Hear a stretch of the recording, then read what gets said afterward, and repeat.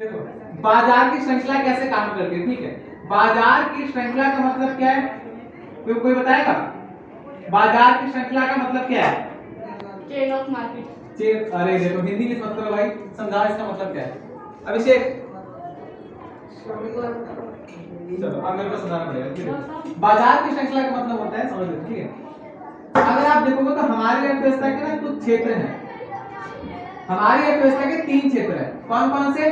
प्राथमिक, सेकंड, द्वितीय क्षेत्र और तीसरा तृतीय क्षेत्र। अब ध्यान समझना, ठीक है। प्राथमिक क्षेत्र में क्या होता है, हम कृषि करते हैं।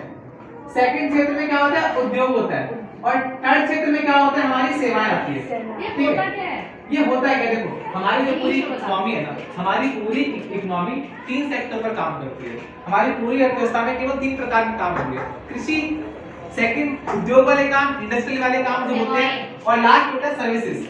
ध्यान से समझना। अब मुझे कोई सा एग्जांपल दो जिसमें ये 3 में से कोई एक काम नहीं हुआ है। बोर्ड कहाँ बना है? उद्योग में बना है। मार्केट उद्योग में बना है। खाना जो आप खाते हो, फसलें जो अनाज कहाँ से आई है? खेती से आई है, ठीक है। इसके अलावा अब आप बोल रहे हो भैया आप कौन सा काम कर रहे हो बताओ, पढ़ाना किसमें आएगा? ठीक है।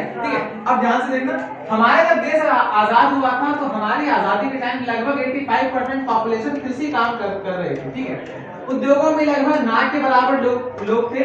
सेवाओं में लगभग 10-12% के आसपास लोग यहाँ पर काम करते थे, ठीक है।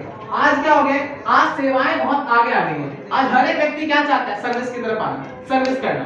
आप क्या चाहते हैं भाई? कोई चाहता है मैं बड़ा होकर डॉक्टर बनूं, कोई चाहता है टीचर बनूं, कोई चाहता है वकील बनूं, कोई चाहता है इंजीनियर बनूं। अभी क्या कर रहे हैं, कृषि थोड़ी करेंगे, उद्योग में नहीं जाएंगे, क्या देंगे? सर्विसेज देंगे, ओनली अपने आइडिया देंगे, इसको ऐसे करो वैसे करो, ये करो, ये सब क्या सर्विसेज है, ठीक है। अब ध्यान से समझना, इकोनॉमी में ना बिना पहले कृषि के कार्य के सेवाएं नहीं आएंगी, बिना सेवाओं के ये नहीं आएगा। ये तीनों एक दूसरे के पैरेलल है, ये तीनों एक दूसरे से जुड़े हुए हैं, ठीक है। जैसे आप लोग अभी एग्जांपल के लिए, जैसे हम अभी समझते हैं, ठीक है। देखो तो क्या होता है, मान लो किसान ने गेहूं उगाया, ठीक है। किसान क्या करेगा, इस गेहूं को उगाने के बाद इसको भेजेगा कहां पर? उद्योग में। उद्योग में भेजेगा, मिल के पास भेजेगा। मिल क्या करेगी? मिल इस गेहूं को पीसकर आटा बनाएगी। मिल ने क्या किया, गेहूं का पीसकर आटा बनाया, कई बार ज्यादा पीसकर मैदा ही बनाएगी, ठीक है। मिल ने क्या किया, गेहूं का पीसकर आटा बनाया। अब यहाँ उद्योग का काम हो गया खत्म। अब ये आटा कहाँ जाएगा? दुकानदार के पास। दुकानदार क्या करेगा? सर्विस सेवा। दुकानदार इस आटा को देगा उपभोक्ताओं को। अब ध्यान से समझना, अब दुकानदार और इस उद्योग और इस दुकानदार के बीच में बहुत बड़ी एक लाइन काम करती है, ध्यान से देखना, ठीक है। उद्योग क्या करता है ना, उद्योग के बाद ये सामान जाएगा होलसेलर के पास।